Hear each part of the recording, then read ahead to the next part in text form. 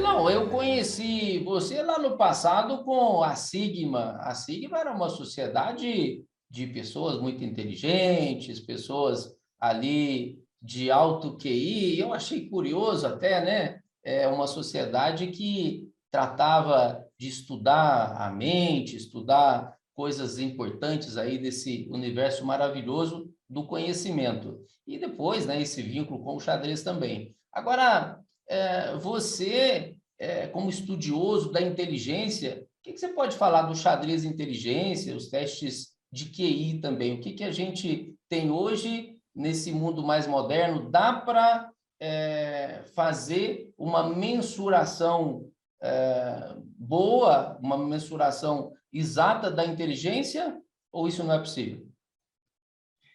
Então, a medida, qualquer medida, né, ela tem limitações. Né? Tem um ramo da matemática, da estatística, que é a teoria da medida, que trata justamente das incertezas das medidas. Quando você mede, por exemplo, um parafuso, você mede a altura das pessoas, qualquer coisa que você mede, ela vai estar limitada a uma incerteza no instrumento e na variabilidade dessa própria medida. Por exemplo, o parafuso, quando você tem variação de temperatura, ele está dilatando e se contraindo em função da temperatura. Você tem uma pequena variação, você não percebe, porque é muito pequena essa variação, da micrômetro, né, nanômetro de diferença. Mas ela acontece. Então, toda medida está sujeita a uma incerteza. Só na matemática que você tem medidas exatas, mas na física, na química, todas as medidas são imprecisas, né? Elas têm um limite, elas podem ter uma precisão pequena ou grande. Além da imprecisão, tem a questão da acurácia. Né? A imprecisão é quanto a medida varia num conjunto de medidas. E a acurácia é quanto a medida está próxima do valor correto. Esse valor correto, muitas vezes, você não tem nem como saber qual é. Você tenta estimar qual é o valor correto com base numa certa quantidade de medidas. Você mede 100 vezes alguma coisa, você calcula a média, você supõe que aquele valor médio está próximo do valor correto. Mas você pode ter vários erros sistemáticos, o seu instrumento pode estar descalibrado, né? Então tem vários fatores que podem interferir. No caso dos testes de QI, tem toda uma teoria por trás, né? Tem a teoria da clássica dos testes, que é a mais antiga, e tem a teoria de resposta ao item, que é a mais recente. Inclusive, o sistema de rating do xadrez, ele é baseado no sistema Reich, que é o mesmo usado nos testes de QI com base na teoria de resposta ao item. Quando você faz a medida, um teste, a padronização de um teste, ela passa por várias etapas. Uma delas, os psicólogos, neuropsicólogos, os especialistas na área de inteligência, eles tentam avaliar se as questões, os itens, né, que constituem o teste, se a pergunta que aquele item está fazendo, se ela contribui para medir a variável que eles supõem que seja a inteligência. Né? Então, eles vão ver, opinar subjetivamente em relação a isso. Só que quando você tem vários especialistas opinando sobre aquilo, você tira uma média que vai ser razoavelmente representativo do que se acredita que seja inteligência e se aqueles itens estão, de fato, medindo o que se supõe que seja inteligência. Né? Então, assim, você não está medindo exatamente a inteligência, mas é quase um consenso entre um conjunto grande de especialistas que aquilo está medindo a inteligência. Depois, eles aplicam esses testes num conjunto grande de pessoas de uma população variada. Né? Então, você pega desde do pessoal de atividades profissionais menos reconhecidas, menos valorizadas, até ganhadores de prêmios internacionais na área de matemática, de física, em áreas gerais acadêmicas. E aí você vai ter uma variação de níveis de habilidade e vai ter uma variação de scores. Você mede a correlação entre isso. Você mede como aquela pontuação que a pessoa obteve nos testes se correlaciona com o nível de reconhecimento subjetivo de competência daquelas pessoas. E, a partir daí, você consegue ter uma correlação e avaliar se aquilo está, de fato, medindo uma variável relacionada à inteligência ou não. E tem um método mais antigo, que eu acho que até, em alguns aspectos, o melhor, que é o do Binet, que é de 1905, mais ou menos, que o Binet, ele a partir de uma hipótese que é muito plausível, né, de que as crianças, à medida que elas vão crescendo, todas as características físicas e neurológicas da criança vão evoluindo. Então, a altura vai aumentando, o peso vai aumentando, a cabeça vai aumentando, e a inteligência, supostamente, também vai aumentando. Não necessariamente de forma linear, mas uma curva, né, que pode variar, mas uma criança de 10 anos, se você pega um conjunto de 100 crianças de 10 anos e 100 crianças de 5 anos, em média, as 100 crianças de 10 são mais inteligentes que as 100 crianças de 5. Né? E em todos os níveis intermediários, você tem uma escadinha, né, em que, à medida em que a criança vai amadurecendo, ela vai se tornando, em média, mais inteligente. Quando você aplica o mesmo conjunto de testes para esse conjunto de crianças, você verifica também que os scores aumentam em função da idade. Não exatamente, você vai ter uma nuvem de pontos, vai ter várias, você faz a medida e compara com a outra, faz outra medida e compara com outra. Elas não vão estar exatamente alinhadas, mas elas vão estar fortemente correlacionadas. Então, vai dar depois eu posso postar um gráfico, né? Vou mandar um gráfico para a gente colocar para ilustrar. Você tem uma correlação muito forte entre a idade das crianças e a pontuação que elas obtêm nesses questionários. Nesse exemplo aqui, nós podemos observar a evolução do QI em função da idade, né? Aqui são os vários tipos diferentes de inteligência. Esse aqui, no caso, é inteligência fluida, esse GF, né? Esse GV é inteligência verbal e esse GC é inteligência cristalizada. Aqui nós podemos observar, depois para comparar com um gráfico de xadrez, né? Vou mostrar que, no caso, a inteligência cristalizada ela tem uma evolução muito semelhante do rating de xadrez, da performance de xadrez em função da idade. Aqui, no eixo X, nós temos as idades, né, que vão de 5 a 85 anos, na verdade vai ter 89 anos aqui, e aqui nós temos o número de acertos, né, o score bruto no VAIS, que é um dos testes de inteligência mais utilizados no mundo. E ele é subdividido em vários subtestes, por isso que tem essas curvas, cada curva representa o resultado de um dos subtestes. Eu vou comparar agora aqui com o de xadrez. Esse gráfico mostra a evolução do rating de xadrez em função da idade. Nós podemos observar aqui que ele é bem semelhante, né? A evolução, só que esse aqui vai dos 10 aos 80 e poucos anos, 80, 90 anos mais ou menos. Aqui até seria, esse aqui indicaria mais ou menos, por aqui teria uns 90 anos. Aqui ele vai dos 10 aos 90 anos, aqui ele vai dos 5 aos 89, né? E o que nós podemos constatar é que nesse intervalo, né, de 10 a 20 anos, é quando você tem uma evolução mais rápida da inteligência e em função da idade, que é o período em que as pessoas evoluem do ponto de vista intelectual propriamente, e não do conhecimento, né? Não se deve confundir a inteligência com o conhecimento, embora elas estejam de certa forma correlacionadas, mas são atributos diferentes, né? A inteligência é a capacidade inata que você tem, combinada com alguns conhecimentos adquiridos que facilitem a resolução de problemas gerais. Enquanto o conhecimento é algo que você adquire por sua interação com o meio, né? Por educação, por estudo autodidata e por outros meios. Então, nesse intervalo de 10 anos até 20 anos, é quando você tem um crescimento no nível intelectual. Dos 10 anos em diante, você preserva aproximadamente estável, né? Aqui até os 50 anos, até os 45 anos, há uma oscilação, mas sem um crescimento nem uma redução. E a partir dos 50, 55 anos, começa a um decrescimento, né? O nível intelectual, a partir dos 50 anos, dos 55 anos, começa a decrescer. Isso, esses ratings, eles não são da mesma pessoa ao longo do tempo, né? Não é por exemplo, esse aqui e esse aqui não são de uma mesma pessoa que evoluiu daqui para cá. São de várias pessoas diferentes, de várias faixas etárias diferentes. Por isso que a dispersão aqui é relativamente grande.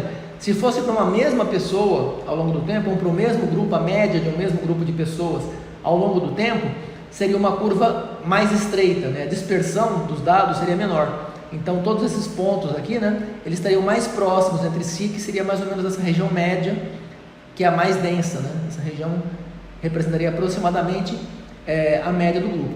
Então, pelo fato de ser aqui não ser a evolução longitudinal das mesmas pessoas, e sim serem pessoas diferentes, além de ter uma dispersão maior, você tem efeitos relacionados à melhora nutricional, à melhora na saúde ao longo do tempo. Se você pega pessoas que nasceram no início do século XX ou próximas ao final do século XX, o acesso à educação, o acesso à tecnologia, o nível nutricional e outras facilidades que se tem recentemente não eram tão acessíveis naquela época.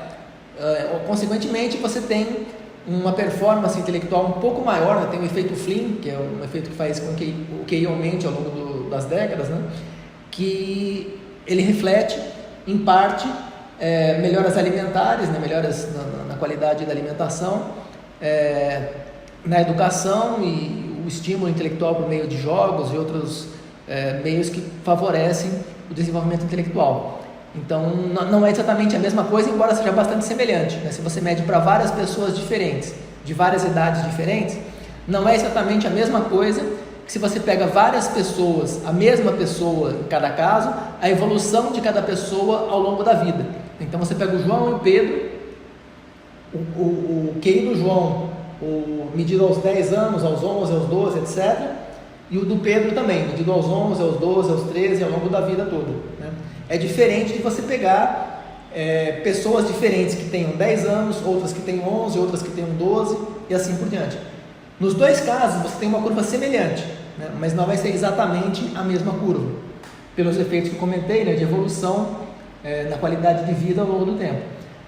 Nesse caso aqui, por exemplo, já é exatamente o que eu comentei que não era no outro, ou seja, esse aqui é a mesma pessoa, né? Aqui estão inclusive identificadas quais são as pessoas, aqui por exemplo o Lasker, né? Então nós temos aqui a curva de evolução do rating do Lasker ao longo da vida, tá? Então aqui ele começou a jogar antes, né? Mas aqui não tem o rating dele anterior, mas ele começou bem antes, e aqui em cima nós temos a idade, né? E aqui o rating em função da idade.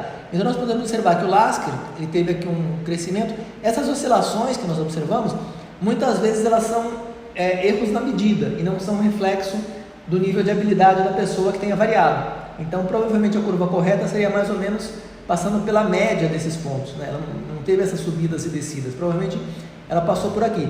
Mas como ela é baseada nas medidas empíricas do rating, então ela vai ter algumas oscilações que são nas medidas, mas que não refletem necessariamente a habilidade que está sendo medida. É importante também não confundir a habilidade medida, o score, né, medido, com a habilidade em si, né? É como se você mede a altura de uma pessoa.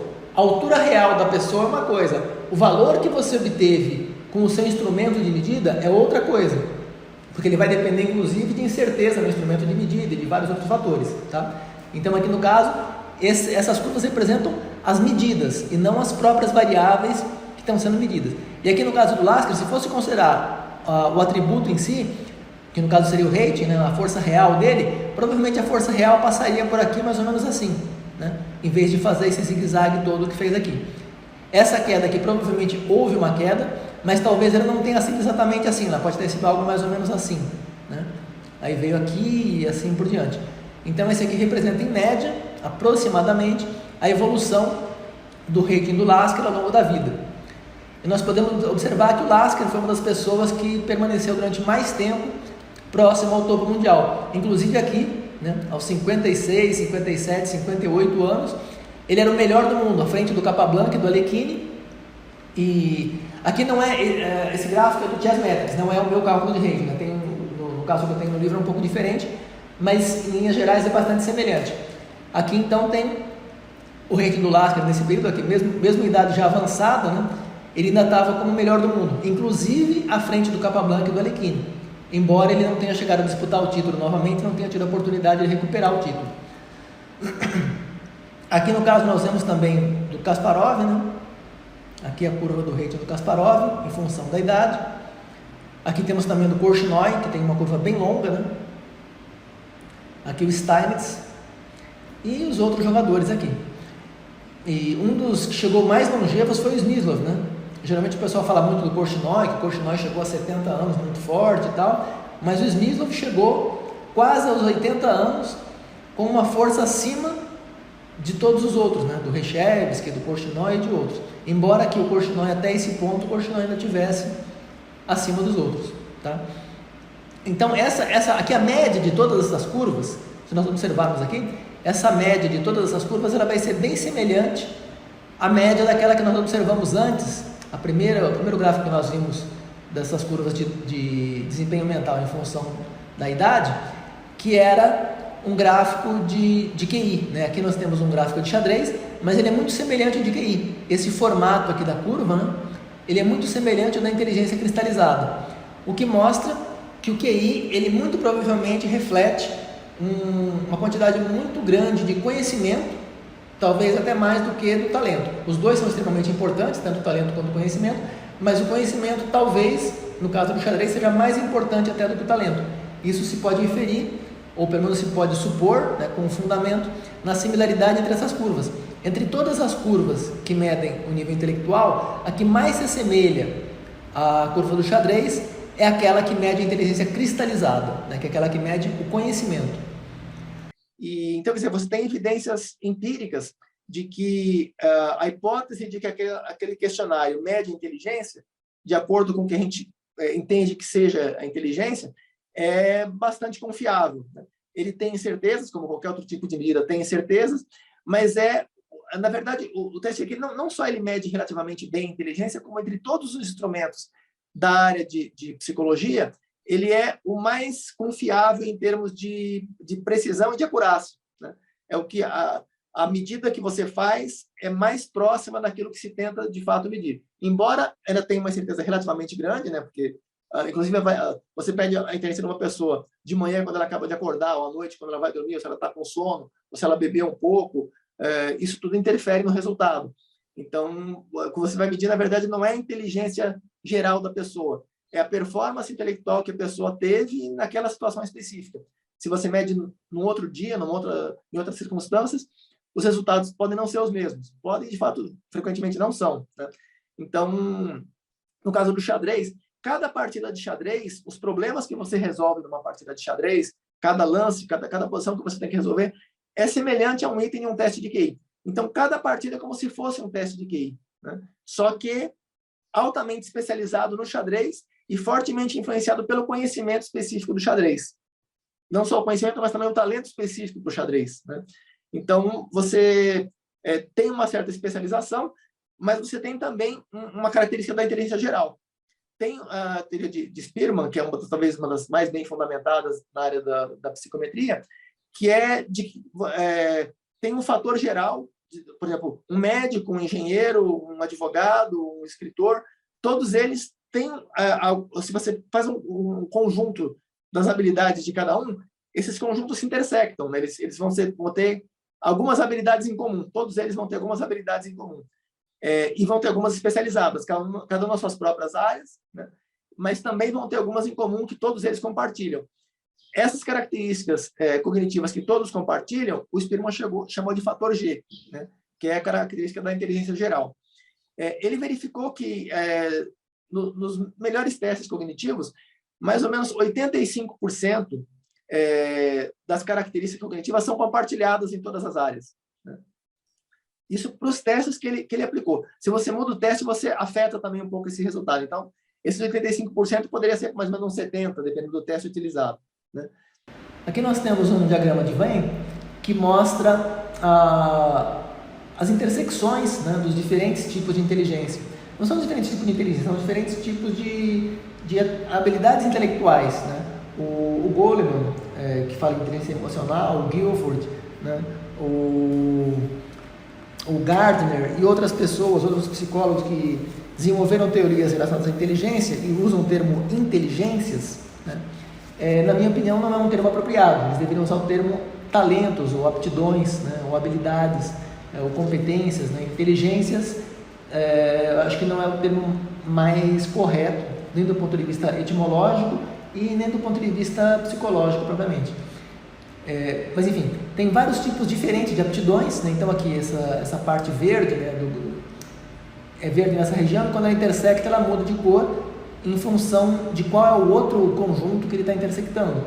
Então aqui esse conjunto dos engenheiros, dos médicos, dos advogados, dos escritores, todos eles têm essa área em comum, né? Essa área em comum seria equivalente ao fator G de Spearman, que foi o que eu comentei agora há pouco. Então, essa inteligência geral é um conjunto comum de habilidades intelectuais que são aplicadas em todas as áreas diferentes. Aqui nesse exemplo nós temos só 4 profissões, né? Mas poderia incluir praticamente todas as profissões e todas as atividades intelectuais que sejam relacionadas a profissões ou não. Poderia incluir aqui xadrez, matemática, psicologia, administração, enfim, poderia colocar empreendedorismo, né? Poderia incluir todas as outras atividades que elas teriam essa intersecção. Claro que mudaria um pouco, né, essa intersecção, mas seria aproximadamente essa região de intersecção entre todas as atividades diferentes. Quanto mais habilidade você coloca, mais estreita vai ficando, né? Aqui nós percebemos que se colocar só 2 atividades, o conjunto de intersecção fica um pouco maior. Quando você vai adicionando mais profissões diferentes, você vai estreitando essa região comum a todas elas. Então, esse fator G do Spearman, né, inclusive, ele não é uma medida absoluta, né? Ele não mede de todas as áreas. Ele tenta estimar de todas as áreas, porque além dele estar conjunto a todas, quando você vai aumentando, embora ele vá diminuindo cada vez mais, a quantidade que ele diminui é cada vez menor, né? Então, aqui, por exemplo, quando intersectou esse verde com o amarelo, ele perdeu toda essa região aqui, né? Toda essa região foi subtraída. Já quando ele intersectou todas essas daqui juntas, ele perdeu um pedacinho pequeno aqui, né? Quando ele intersectou a quarta do conjunto, se fosse progressivamente um de cada vez, né? Quando intersectasse o quarto, ele perderia só esse pedacinho pequeno. E se fosse adicionando mais, os pedacinhos que ele iria perdendo seriam cada vez menores, até chegar a um ponto que ele ficaria num limite, né? Não ficaria muito menor do que uns 80% ou 85% desse tamanho aqui, tá? Então, a inteligência geral, ela é essa habilidade comum a todas, que você precisa para todas as atividades, que está relacionada à engenhosidade, à capacidade de resolver problemas, capacidade de aprendizado, né? Então, é um conjunto de habilidades que representa esse fator G, que é a inteligência geral. No caso, por exemplo, do xadrez, para que você tenha um desempenho alto no xadrez, você precisa, vamos supor que seja essa parte que está de engenheiros em verde, vamos supor que isso aqui fosse xadrez, né, fossem xadristas. Então, esse conjunto verde representaria as habilidades que você precisa para ser um excelente enxadrista. E o QI representaria essa parte cinza, que é a intersecção de todos eles. Então, o QI ele mede isso aqui, né? Ou pelo menos ele tenta medir isso aqui. Na prática, o QI vai medir esse conjunto mais ou menos abrangente.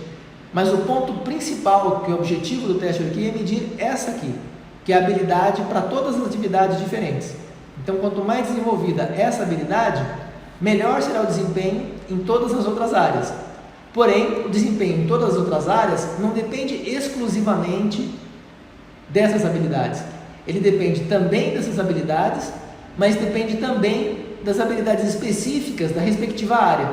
Então, no caso aqui, engenheiros, né? Então, o engenheiro ele vai depender dessas habilidades, que é a inteligência geral, e também dessas habilidades que não fazem parte da inteligência geral, que são talentos específicos, né? Nesse caso aqui, essa parte aqui seria dos talentos específicos de engenheiro.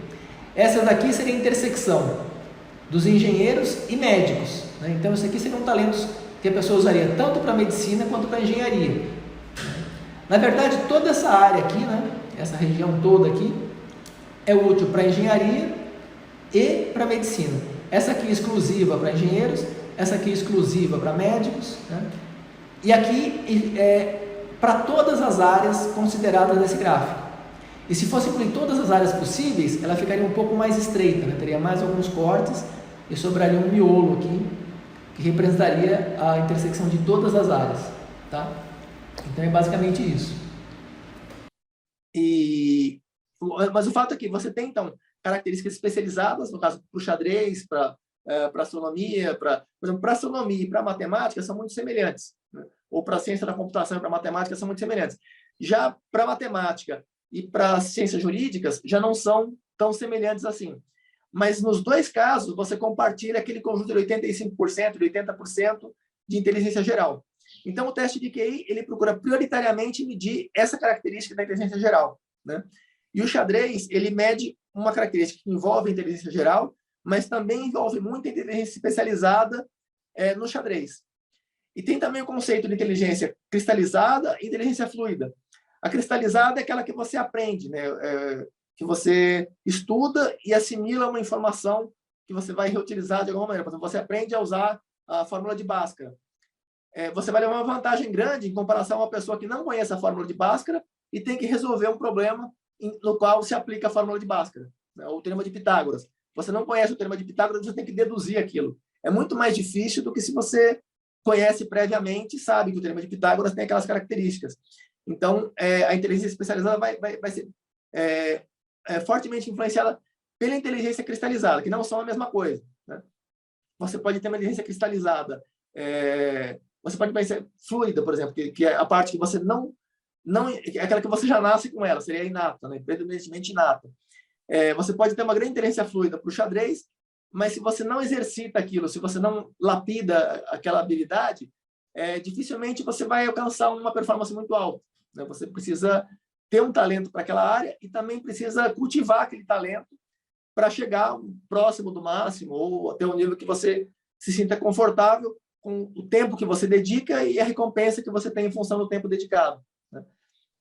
E no caso do xadrez, então, os estudos que têm tentando correlacionar xadrez com inteligência, que medem os QIs de vários jogadores de xadrez, ou tentam investigar os ratings, conhecer os ratings de várias pessoas com vários níveis de QI, mostram que aproximadamente 0,4, né, é o coeficiente de correlação entre QI e xadrez, que não é um coeficiente muito forte, mas também não tem estudos muito amplos, porque quando você pega um intervalo mais amplo, por exemplo, geralmente eles pegam testes de 70 a 135 e pegam jogadores de xadrez de 1.200 a 2.700.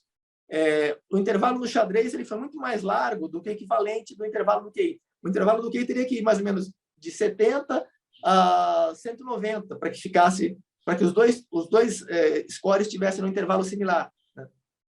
Então fica achatado o score do QI, isso prejudica a correlação, por isso que dá em torno de 0,4. Aqui nós temos um gráfico de correlação que tem uma regressão linear que representa aproximadamente a variação do rating em função do QI, né? Como o rating se correlaciona com o QI.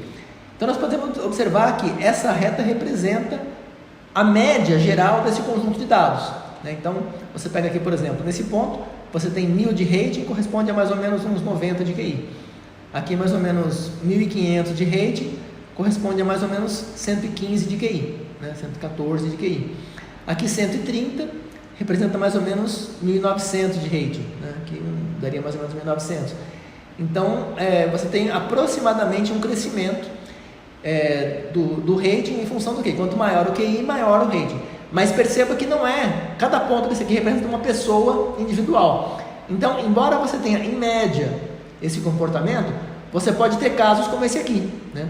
Que tem um QI abaixo de 115, mas tem um rating acima de 2.000. Então perceba que o rating dele aqui corresponde à média das pessoas com 130 e poucos, né? 133 de QI, por exemplo. Então, embora o QI seja abaixo de 115, né? O rating é tão alto quanto o de pessoas com 130. E também tem o contrário, né? Aqui tem uma pessoa com QI acima de 115, em torno de 117, 116, e o rating abaixo de 1.500, né? Aqui seria em torno de uns 1.100 mais ou menos. Então aqui também temos um outro caso, né? Pessoa com 130 de QI, mas o rating abaixo de 1.500, né? Em torno de 1.400 de rating com 130 de QI. Então essa distribuição dos pontos, ela mostra que você tem uma certa variação do rating em função do QI, né? Não é que o seu QI vai refletir exatamente o seu rating, mas ele vai refletir aproximadamente uma certa faixa de rating com uma certa probabilidade. Então, por exemplo, a pessoa que tem 140 de QI provavelmente pode alcançar, né, se ela se dedicar bastante, um rating em torno de 2.200, né? E isso não quer dizer que uma pessoa com menos QI não consiga também alcançar um nível muito alto, um nível inclusive mais alto, porque ela pode ter uma aptidão específica para o xadrez que seja maior do que aquela outra que tem o QI mais alto. Ela pode ter o QI mais alto, mas que a habilidade específica para o xadrez seja menor, ou vice-versa, né? Também você pode ter uma habilidade maior específica, maior para outras áreas em geral, mas não tanto para o xadrez, então vai ser mais difícil de você conseguir alcançar um rating mais alto, tá? Por isso que tem essa dispersão desses pontos. Eles não acompanham exatamente essa reta, eles ficam distribuídos aproximadamente em volta dessa reta, tá? Se prolongar essa reta, vou pegar aqui aqui é um ponto que eu queria comentar também, em relação ao limite dos testes, né? Um dos problemas das medidas de correlação é justamente com relação ao teto dos testes. Geralmente, os testes de QI aplicados em clínica, eles têm um teto em torno de 130 a 140, né? 135 mais ou menos, é o teto útil, o teto válido dos testes. Eles podem até apresentar tetos nominais maiores. Por exemplo, o Wechsler, ele mede nominalmente até 160. As versões mais antigas mediam até 165, as mais recentes, eles colocam um teto em torno de 155. Né? O Weiss 4, se eu não me engano, ele já está em 155. E o CATEL, por exemplo, o CATEL antigamente ele media até 191, depois baixou para 187, 184, depois acho que está em 174, as últimas medidas, era 183 e depois 174. Eu acho que o teto atual do CATEL ele está em 174. Mesmo assim, está extremamente exagerado, né? O nível de dificuldade das questões não é apropriado para o teto que eles supõem medir. 174, para você ter uma ideia, seria um nível de raridade aproximadamente de 1 em 500 mil, né? Quase de 1 em 1 milhão de pessoas. Então é muito difícil alcançar um nível de raridade desses, de 1 em 1 milhão. Né? E o nível de dificuldade das questões, ela não é adequada para medir a inteligência nesse nível de raridade. As questões são muito mais simples e muito mais fáceis, né? Eles exigem que se resolva rapidamente, mas a complexidade é baixa. Então não se pode confiar muito no resultado desses testes. Eles fornecem um score, mas esse score não é representativo daquela variável que se pretende medir. Ele mede muito mais a velocidade para resolver problemas simples do que a inteligência propriamente, né? Então o teto real desses testes fica em torno de 135 a 140. E mesmo que o teto nominal chegue a 160, 170, raramente eles medem de fato nesse nível de habilidade. É diferente dos home tests, né? O teste de Hofland, os testes de Kojimas, o teste de Kevin Langdon, então do Nick Ligerus, né? Então tem alguns testes que chegam a medir de fato em torno de 180, 170, né? Mas a maioria, os testes de clínica, praticamente todos eles, nenhum deles consegue medir muito acima de 135. Como consequência, quando você compara o rating de xadrez com o QI medido num teste de clínica, então um jogador, por exemplo, como Kasparov, ele pode ter um QI real em torno de 190, mas se o teto do teste é 135, não é possível que o teste consiga medir corretamente o QI dele. Se ele acertar todas as questões, ou se por descuido errar uma questão, o QI dele vai dar, por exemplo, 131, 128, né? E o teste não tem como medir o QI dele pelo fato de ter uma limitação na dificuldade do teste. O teste é fácil demais e tem um teto baixo demais para medir o QI do Kasparov. Consequentemente, vai haver uma distorção. Então, esse gráfico mostra justamente isso, né? Que você tem um teto em torno de 140, de 135, e aqui o rating vai até mais ou menos 3.000. Então, você tem aqui um caso, por exemplo, que é em torno de 2.700 de rating, né? Com quem em torno de 140. Então, quer dizer, uma pessoa que chega a 2.700 de rating, 2.800, né, de rating, porque está um pouco acima da metade, então 2.800 de rating, ela tem que resolver problemas nas posições de xadrez que são extremamente difíceis, extremamente complexos, e ela só consegue resolver esses problemas se ela tiver no mínimo um 170, um 165 de QI. Então, é muito improvável que uma pessoa que tivesse 140 de QI tivesse um rating de 2.800. Isso provavelmente indica uma distorção no QI medido dessa pessoa, que não é representativo da real capacidade dela. Ela tem um QI muito mais alto do que isso, né? Mas os testes aos quais ela foi submetida não eram apropriados para medir a inteligência naquele nível de habilidade. Consequentemente, ela teve um score mais baixo do que o correto para ela. Ela deveria ter um QI em torno de 170, 180, mas como o teste não era apropriado, mediu 140. Por isso é que essas medidas de correlação, quando são utilizados testes de clínica, eles não fornecem uma medida confiável e, consequentemente, a correlação vai ficar mais baixa do que a correta. Então, um dos motivos pelos quais a correlação entre QI e rating de xadrez é em torno de 0,4 é devido a essa limitação dos testes de QI, né? Porque você pega um intervalo de rating que vai de 1.000 até 2.800, né? ou de 900 até 2.800. Enquanto o QI, ele vai no intervalo de 80 até 140, até 145. Né? Só que esse intervalo do QI, ele não está sendo representativo do real intervalo da inteligência real das pessoas que estão sendo avaliadas. Né? Ele vai estar achatado. Houve um achatamento no teto da medida, embora não haja achatamento na própria inteligência, né? Ele não está medindo corretamente a inteligência.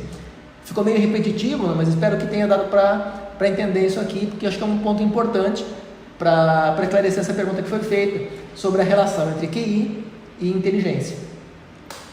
Eu vou mostrar agora mais um gráfico que um teste hipotético que não tivesse essa limitação do teto, né? Teto em torno de 140. Esse exemplo aqui mostra justamente isso, né? Com um número maior de pessoas e, ao mesmo tempo, um teste hipotético, não é um teste real, mas é um teste hipotético no qual você não tivesse aquele limite de 140. Então, o que se observa nesse caso é que o rating de xadrez, ele fica mais, além de ter um alinhamento melhor, né, você tem uma representação melhor pela reta de regressão, você tem menos distorções, né? Aqui no caso, o rating de 3.000, ele vai bater aqui mais ou menos, aqui do 3.000 seria mais ou menos por aqui, né? O rating de 2.500 aqui, por exemplo, você vai bater em mais ou menos 170, né? Aqui é a linha vermelha que representa, então aqui no rating de 2.500, você tem mais ou menos 170 de QI, né? Aqui embaixo no X você tem o QI e aqui você tem o rating. Aqui no caso, para 140, você tem aproximadamente 2.000, né? Para um QI de 140, o rating aproximado de 2.000. Para um QI de 180, aqui daria mais ou menos uns 2.700, né? Aqui seria correspondente aproximadamente a 2.700. E aqui, à medida que vai aumentando, né, que no caso seria uns 190 mais ou menos, seria mais ou menos uns 2.800 e pouco, que é justamente o QI do Kasparov, né? Então, nessa região aqui, você tem um rating em torno de 2.800, 2.850 e um QI em torno de 191, 192. E tem o mesmo efeito que a gente comentou no gráfico anterior, que você tem casos que podem ter um QI não tão alto, que por exemplo daria uns 175, 173, e um rating de 3.100, né? Como é um gráfico hipotético esse aqui, então você não tem, não existe uma pessoa que tenha um rating de 3.100, pelo menos não nos jogos oficiais de rating feed, né? Você pode ter no ICC, você pode ter no FIX, você pode ter no Lichess, no chess.com, você pode ter pessoas que chegam a 3.500, né? O Nakamura, se não me engano, chegou a 3.500. Então, você pode ter esses níveis de rating, mas no rating feed não se chega a níveis semelhantes. E aqui, nesse exemplo aqui, embora seja hipotético, mas ele é representativo muito aproximadamente da situação real. Então, se houvesse pessoas que combinassem habilidade específica para o xadrez, dedicação, etc., num nível muito alto, poderia chegar a uma situação como essa, né? Um rating de aproximadamente 3.400, com um QI que não seja tão alto quanto o do Kasparov, que seria em torno de 190. Da mesma maneira, né, quando você estima o QI do Kasparov com base no rating de xadrez, não se pode afirmar com segurança também que aquela estimativa seja acurada, né? Então é diferente de quando você mede com um teste. Mesmo quando você mede com um teste, o score medido não é necessariamente uma representação fidedigna da habilidade real da pessoa. O score é uma tentativa de medir a habilidade real. Por exemplo, quando a pessoa vai medir o nível glicêmico, né? A pessoa vai fazer um teste de diabetes, vai medir o nível glicêmico. Eles vão usar um método mais ou menos semelhante do ponto de vista estatístico. Eles vão medir uma outra variável, né, a concentração de uma substância que se encontra no sangue, pela porcentagem de concentração dessa substância no sangue, eles vão estimar o nível glicêmico. Eles não medem diretamente o próprio nível glicêmico. Eles medem uma variável que se correlaciona, né, dessa maneira, que tem vários pontos de nível glicêmico que se associam a pontos correspondentes da outra variável, né? Então você tem uma variável aqui e outra aqui, a maneira como elas se correlacionam vai determinar a variável. A dificuldade é que você não pode medir uma das variáveis. É difícil um método que possa medir diretamente o nível glicêmico. E é mais fácil e mais barato medir outras variáveis, outras substâncias presentes no sangue que estão correlacionadas com o nível glicêmico. Então o que se faz? Se mede aquela variável que é mais fácil, mais barata, e a partir dela se estima qual é a concentração, né, de glicemia, né, de glicose no sangue, a partir da variável que está correlacionada com aquela. E no caso do rating de xadrez, é basicamente a mesma coisa. Então você consegue estimar o rating ou estimar o QI, se você conhece um dos dois. Se você conhece o rating, você consegue estimar o QI. Se você conhece o QI, você consegue estimar o rating, né, por um método homólogo a esse. Se fizesse um estudo, é que o custo desses estudos também não justifica muito que se faça, porque teria que pegar vários jogadores de xadrez, aplicar centenas, né, milhares de jogadores de xadrez, aplicar os testes, vários testes, porque às vezes os testes não são adequados, e também teria que padronizar conjuntos de testes, porque se aplica um teste com teto, por exemplo, 130, o Nakamura, recentemente, ele fez um teste de QI e deu um pouco mais de 100. Eu acho que não é satisfatório, não é um teste que dá um resultado desse, o teste provavelmente está incorreto, né? Não é um teste satisfatório para o nível de habilidade do Nakamura. Então, muito mais provável que o teste esteja errado do que o QI do Nakamura seja 110, 105. Né? O Feynman, por exemplo, Richard Feynman, ele teve um score de 123 num teste de QI, ele foi ganhador do Nobel. Né? Muito provavelmente o QI correto dele deve ser uns 190, 180. Né? O próprio Kasparov, que teve 123 no Helsinki e 135 no Heaven. Eu acho que foi o contrário, 123 no Heaven, 135 no Helsinki. O Kasparov se converteu o rating dele, porque dá para converter rating em xadrez e vice-versa. Tem várias tentativas já nessa área, tem o primeiro, acho que é do Bill McCall, teve outros métodos posteriores. Eu fiz uma tentativa também em 2003, e no próximo livro que eu vou lançar, eu pretendo também ampliar o método anterior que eu fiz e aprimorar um pouco refinar um pouco o cálculo. Mas o do Kasparov seria aproximadamente 195, né? Se convertesse o rating dele em xadrez em score de QI correspondente pelo nível de raridade, porque o QI você tem como determinar a raridade em função do score. Né? Por exemplo, um score 100 representa 50% acima da população e 50% abaixo da população. O 100 é a média, né? O QI 100 é a média.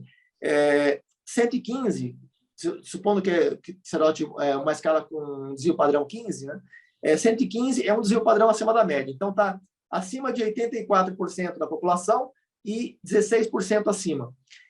130, seria 2 desvios padrão acima da média, está acima de 98% da população e abaixo de 2%. Né? 145 está acima de 99,73% da população e está abaixo de 0,27%, né? 0,27%. Não sei, acho que eu falei errado, na verdade. Eu falei o intervalo entre 99,87% para baixo e 0,13% para cima. E à medida que vai aumentando, por exemplo, 4 desvios padrão, que seria 160, já dá uma raridade de 1 em 30 mil. Né? 160 dá... então, seria 99,997% da população tem que ir abaixo de 160 e 0,003% tem que ir acima de 160. Isso, na verdade, na teoria, porque na prática a distribuição normal dos scores não é exatamente normal. Então, essas estimativas de raridade são baseadas numa amostra, por exemplo, com 10 mil pessoas, com 5 mil pessoas. Eles fazem uma distribuição, que é aquela distribuição normal, depois eu vou mandar uma foto no gráfico. Aqui essa é a curva, né, de distribuição teórica dos QIs, e aqui é a frequência. Né? Aqui é uma curva cumulativa, e aqui é a curva de densidade. Então, você tem aqui o QI 100, que é a média da população, onde você tem a maior concentração, a maior densidade, né, a maior frequência de pessoas com QI perto de 100. À medida que se afasta de 100, tanto para mais quanto para menos, né, você vai tendo uma frequência cada vez menor na população. Então, aqui, por exemplo, acima de 160, você tem menos de 0,03%, né, 0,003%, é 1 em 30 mil. Acima de 180, é 1 em 3 milhões. Né? Então, à medida que vai se afastando da média, você vai reduzindo a frequência. E no rating de xadrez, você tem um comportamento muito similar. E esse aqui é o gráfico do xadrez. Tá? Então, aqui você tem uma curva extremamente similar àquela outra. Nós podemos observar. Esses aqui são dados empíricos, são baseados em mais de 100 mil pessoas no Mega Database 2021. Aqui são só as pessoas que tiveram mais de 24 partidas disputadas. Porque quando você tem muito menos partidas, com 10 partidas, 5 partidas, você tem uma incerteza muito grande. A pessoa pode ter ganho por sorte alguma, pode ter perdido por azar, e o rating acaba ficando distorcido. Então, eu peguei partidas, pessoas que tenham jogado no mínimo 24 partidas. E esses aqui são os ratings máximos que cada uma dessas pessoas alcançou durante a vida. E aqui, nesse caso, não é o rating fitness, nesse caso é o cálculo, o rating melão, são do método que eu apresento nesse livro. É um método que tem alguns aprimoramentos em comparação aos métodos anteriores e que está calculado para todos os jogadores de 1830, mais ou menos 1835, até 2021. E tem também um método complementar que eu apresento no mesmo livro, que cobra os jogadores desde o ano 1475 até o ano 2021. Só que ele não é aplicado em todos os jogadores, é aplicado em alguns jogadores esse outro método. É um método que cobre um período mais extenso, mas não é aplicado em todos os jogadores. Então aqui, esse gráfico, por essa similaridade entre as curvas, né? Nós temos aqui a média da em torno de 2073, por aí, 2070. Esse aqui é o rating médio. Só que, quando você considera o xadrez, ele tem uma coisa chamada self-selection, né? Uma ego-seleção, uma autoseleção. Porque quando você aplica o teste de Gay, você pega todas as pessoas da população. Mas quando você pega os jogadores de xadrez, você não está pegando a população em geral. Você está pegando uma amostra selecionada da população, das pessoas que se interessam por xadrez. Então isso vai ter uma diferença significativa em comparação à população em geral. Por isso não dá para simplesmente pegar essa média e supor que essa média de 2070 seja correspondente a QI 100, né? Porque no caso do QI nós vimos que a média fica em torno de 100. Mas nesse caso não é a mesma coisa, nós não podemos pegar essa média e fazer a correspondência com QI 100. Tem os ajustes que precisam ser feitos para converter essa curva naquela. Mas o que eu quero mostrar aqui é que a similaridade, né, visual da forma da curva é muito grande. Essa curva é muito semelhante, a curva do rating de xadrez é muito semelhante à curva do QI. Quando você observa a distribuição dos ratings da FIDE ou do rating dos Estados Unidos, da USCF, ou da CBX e outros gráficos, ou do mesmo do Lichess, né, do chess.com, desses sites online, você não vai ter uma curva tão bonitinha por vários motivos, né? No caso do Lichess e do chess.com é porque tem muitas pessoas que usam programas, então você vai ter distorções, a curva vai ter um calombo aqui, né? Vai ficar uma distorção aqui, vai ter outra distorção aqui, então a curva não vai ficar bonitinha porque você não tem as habilidades reais daqueles jogadores medidas em diferentes situações. Em alguns momentos eles usam computador, outras vezes eles não usam, então vira uma bagunça os ratings dessas pessoas. E a distribuição dos ratings também acaba sendo afetada por isso, né? E a FIDE, durante muito tempo, ela teve um rating mínimo de 2.200. Então você só entrava para a lista de rating da FIDE se você tivesse pelo menos 2.200. Depois eles baixaram esse limite para 1.000. Primeiro baixaram para 2.000, né? Depois eles baixaram para 1.000 e atualmente o limite continua em 1.000. Então você tem uma distorção porque você tem uma truncagem, né? A distribuição ela é truncada em 1.000. Você não tem scores abaixo de 1.000. E outros fatores também, porque eles têm uma constante K, que você utiliza para atualizar o rating, ela começa em 45, depois ela diminui para 30, depois diminui para 15, depois diminui para 10. E essa variação na constante K, ela também distorce a distribuição. Outro ponto é que você tem pessoas com diferentes números de partidas, que não são corrigidas as distorções provocadas por esse detalhe também. Essa tabela aqui, ela mostra a distribuição de raridade, né? Nós mostramos um gráfico, e aqui é uma tabela que representa a variação no nível de raridade em função do QI. Então, quanto mais alto ou mais baixo o QI, mais rara na população, só que aqui é cumulativo, né? Então aqui mostra, por exemplo, QI 100, 50% da população tem QI abaixo de 100, 50% tem QI acima de 100. 90 você tem 26% abaixo e 73% acima, né? QI 80 tem 10% abaixo, 90% acima. E aqui, ao contrário, né? Então, 120, você tem 90% com QI abaixo de 120 e 10% acima, tá? E aqui, progressivamente, na verdade seria 89 e 11, né? Aqui nós estamos considerando uma média 100 com desvio padrão 16.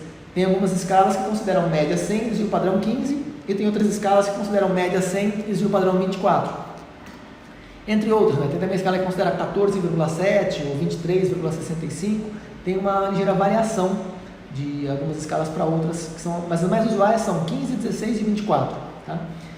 E aqui é o nível de raridade. Então, por exemplo, uma pessoa com QI de 130, ela é encontrada na população com uma raridade de 1 em 33 aproximadamente. Ou seja, numa sala de aula com 30 alunos, provavelmente o aluno com QI mais alto, ele tem aproximadamente 130 de QI. Se você pega uma escola que tem 1.000 alunos, né, o aluno com QI mais alto na escola, provavelmente tem um QI em torno de 150, aproximadamente 150, porque o nível de raridade é de 1 em 1.000. Se você pega uma universidade, né, com 10 mil alunos, o que tem QI mais alto provavelmente tem 160. Na verdade, é isso considerando que na universidade não tivesse um processo seletivo em que filtrou uma parte dos alunos antes. Por exemplo, você pega na USP, né, que tenha, sei lá, em média 10 candidatos, 20 candidatos por vaga, então você tem uma filtragem para quem entrou, e essa filtragem vai fazer com que aquela população não seja representativa da média da população em geral. Aquela população é uma população seleta. Então, no caso, se você tem uma universidade como a USP, vamos supor que tenha 100 mil alunos, 100 mil alunos e professores, o que tem que ir mais alto daquele grupo, ele não vai ter necessariamente 170, ele vai ter provavelmente um pouco mais, porque naquele grupo você passou por uma filtragem preliminar, né? Aqui é uma cidade, por exemplo, né? Uma cidade que tenha 3 milhões de habitantes, né? 4 milhões de habitantes, a pessoa com QI mais alto naquela cidade, ou até um país, né? Dependendo do país, um país, a pessoa com QI mais alto no país vai ter em torno de 180, né? Naquela cidade ou naquele país que tenha 3 ou 4 milhões de habitantes. Se você pega um país grande, né? Um país muito grande, com 100 milhões de habitantes, a pessoa com QI mais alto naquele país vai ter em torno de 190. No caso do Brasil, né, você tem 200 milhões de habitantes, 220 milhões, a expectativa é de que tenha aproximadamente 2 pessoas, né, com QI em torno de 190. E aqui no caso 200 seria mais ou menos para a população mundial, né, que está em torno de 7,8, 7,9 bilhões, né, de pessoas, chegaria em torno de 200 de QI. Só que tem um detalhe, aqui essa distribuição é teórica, né? Então ela está supondo que a frequência com que os QI se distribuem na população é aproximadamente uma gaussiana, com média 100 e desvio padrão 16. Mas no mundo real a distribuição não é exatamente gaussiana, ela é só aproximadamente gaussiana. Então a quantidade real de pessoas na população com esses níveis de QI é um pouco diferente do que aparece aqui. Essa aqui é só uma representação teórica para proporcionar uma ideia aproximada. Quem tiver interesse em aprofundar mais, né, pode ler meus artigos no site, vai ter informações mais detalhadas sobre isso. Mas aqui é só uma representação resumida e proporciona uma ideia aproximada dessa distribuição.